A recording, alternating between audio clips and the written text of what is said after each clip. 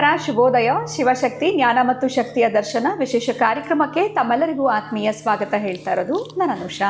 ಕಾರ್ಯಕ್ರಮ ವೀಕ್ಷಿಸ್ತಾ ಇರುವಂತಹ ಸಮಸ್ತ ವೀಕ್ಷಕರಿಗೂ ಗೌರಿ ಗಣೇಶ ಹಬ್ಬದ ಶುಭಾಶಯಗಳನ್ನ ತಿಳಿಸ್ತಾ ಇವತ್ತಿನ ಕಾರ್ಯಕ್ರಮವನ್ನು ಶುರು ಮಾಡ್ತಾ ಇದ್ದೀವಿ. ಕಾರ್ಯಕ್ರಮದಲ್ಲಿ ನಮ್ಮ ಜೊತೆಲಿದ್ದಾರೆ ಈಶಾನ್ಯ ಕಾಳಿ ಉಪಾಸಕರಾಗಿರುವಂಥ ಶ್ರೀಯುತ ಪ್ರವೀಣ್ ದೀಕ್ಷಿತ್ ಗುರುಜಿಯವರು. ಗುರುಗಳನ್ನ ಕಾರ್ಯಕ್ರಮಕ್ಕೆ ಬರ್ಮಾಡ್ಕೊಳ್ಳೋಣ.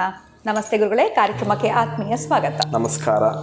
ಯಾದೇವಿ ಸರ್ವಭೂತೇಷು ಶಿವಶಕ್ತಿ ರೂಪೇಣ ಸಂಸ್ಥಿತಾಂ ನಮಸ್ತಸ್ಯೈ ನಮಸ್ತಸ್ಯೈ ನಮಸ್ತಸ್ಯೈ ನಮೋ ನಮಃ. ಮೊದಲನೇದಾಗಿ ತಮಗೆ ವೀಕ್ಷಕರ ಪರವಾಗಿ ಗೌರಿ ಗಣೇಶ ಹಬ್ಬದ ಶುಭಾಶಯಗಳು. ಇನ್ನು ಗಣೇಶ ಒಂದು ವ್ರತ ಯಾವ ರೀತಿ ಆಚರಣೆನ ನಾವು ಮಾಡಬೇಕಾಗತ್ತೆ, ಗಣಪತಿ ಹಬ್ಬದ ಆಚರಣೆ ಯಾವ ರೀತಿ ಇರಬೇಕು, ಇದ್ರ ಬಗ್ಗೆ ಕಾರ್ಯಕ್ರಮದಲ್ಲಿ ತಿಳಿಸ್ಕೊಡಿ. ಖಂಡಿತವಾಗಿಯೂ ನೋಡಿ, ನಾವು ನಿನ್ನೆ ಹೇಳಿದ್ರಿ ಏನಂತ, ಗೌರಿಯ ಪೂಜೆಯ ವ್ರತದ ಎಲ್ಲರಿಗೂ ಆ ವ್ರತದ ಒಂದು ಸಂಕಲ್ಪ ಇರಲ್ಲ ಅಂತ.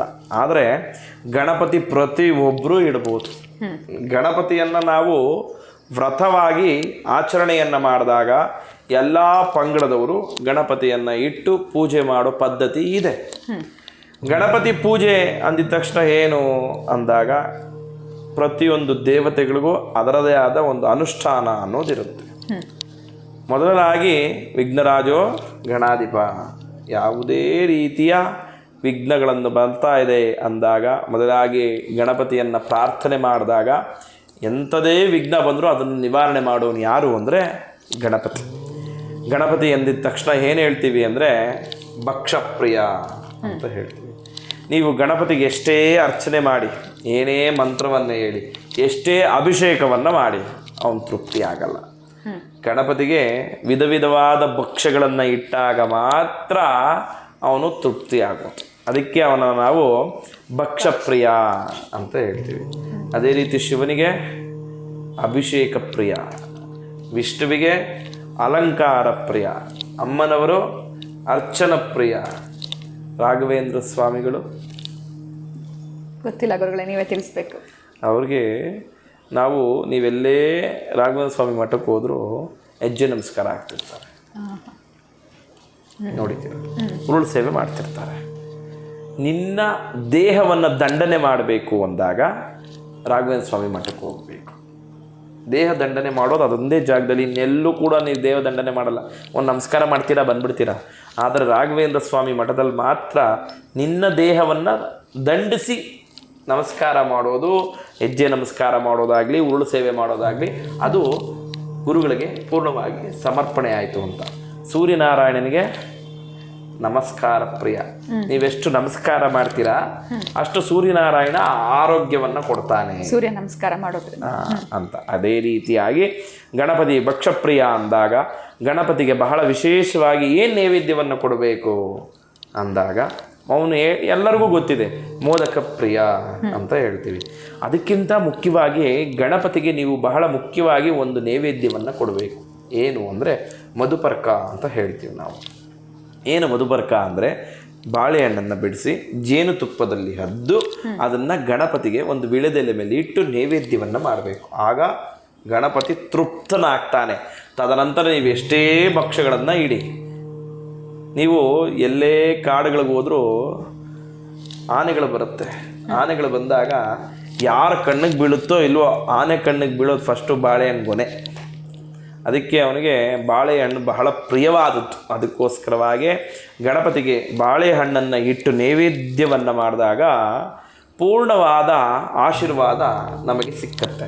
ಮತ್ತು ನಾನು ನಿನ್ನೆ ಹೇಳಿದಾಗೆ ಹೇಗೆ ಗಣಪತಿಗೆ ಜನಿವಾರವನ್ನು ಧಾರಣೆ ಮಾಡಿರ್ತೀವಿ, ಆ ಜನಿವಾರವನ್ನು ನೀರಿಗೆ ವಿಸರ್ಜನೆ ಮಾಡಬಾರ್ದು.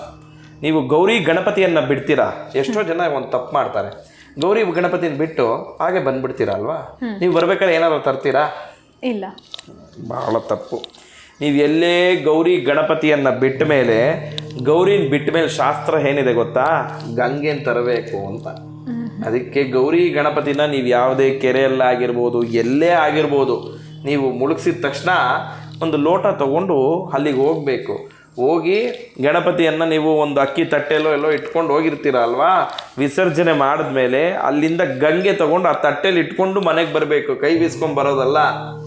ಗಂಗೆ ತಂದು ನೀವೆಲ್ಲಿ ಗಣಪತಿ ಇಟ್ಟಿರ್ತೀರಲ್ಲ ಆ ಜಾಗದಲ್ಲಿ ಇಡಬೇಕು. ಗೌರಿ ಹೋದ್ಲು, ಗಂಗೆ ಬಂದ್ಲು ಅಂತ ಅರ್ಥ. ಕೈ ಬೀಸ್ಕೊಂಡು ಬಂದರೆ ನಿಮಗೆ ಫಲ ಇಲ್ಲ.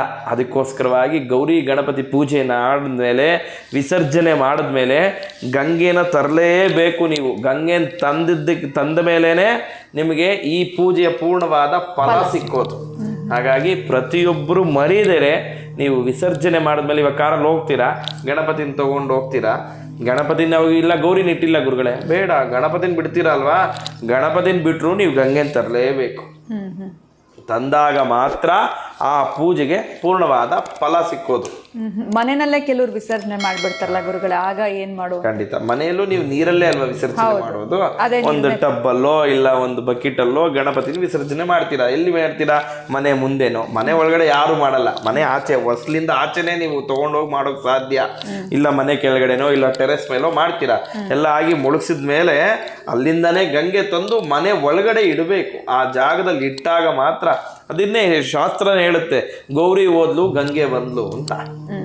ಇದು ಎಷ್ಟೋ ಜನಕ್ಕೆ ಗೊತ್ತಿಲ್ಲ. ಇದನ್ನ ತಿಳಿದು ಮಾಡಿ, ಆಗ ಆ ಪೂಜೆಗೆ ನೀವು ಮಾಡಿದ ಫಲಕ್ಕೆ ಭಗವಂತನ ಪೂರ್ಣ ಅನುಗ್ರಹ ಖಂಡಿತವಾಗಿ ನಿಮಗೆ ಸಿಕ್ಕುತ್ತೆ. ಖಂಡಿತ ಗುರುಗಳೇ, ಇವತ್ತಿನ ಕಾರ್ಯಕ್ರಮದಲ್ಲಿ ಈ ಗಣಪತಿ ಹಬ್ಬದ ಆಚರಣೆ ಯಾವ ರೀತಿ ಇರಬೇಕು ಅಂತ ವಿಶೇಷವಾಗಿರುವಂಥ ಮಾಹಿತಿನ ತಿಳಿಸ್ಕೊಟ್ಟಿದ್ದೀರಾ. ಧನ್ಯವಾದಗಳು ತಮಗೆ. ನಮಸ್ಕಾರ.